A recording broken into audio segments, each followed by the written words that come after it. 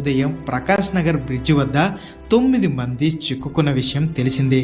వీరిని రక్షించింది ప్రభుత్వ అధికారులు కాదట, ఒక సాధారణ జేసీబీ డ్రైవర్. ఈ విషయాన్ని కేటీఆర్ తన ట్విట్టర్ ఎక్స్ అకౌంట్లో పోస్ట్ చేశారు.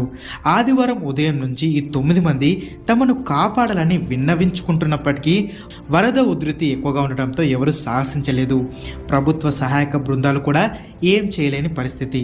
అయితే ఆదివారం రాత్రి 10 గంటలు దాటిన తర్వాత కాస్త వరద ప్రవాహం తగ్గడంతో స్థానికంగా ఉండే జేసీబీ డ్రైవర్ సుభాన్ వెళ్లి వారిని రక్షించారు.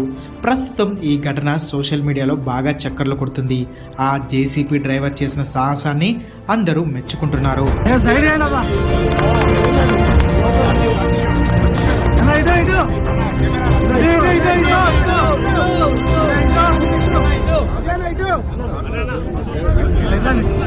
Hey,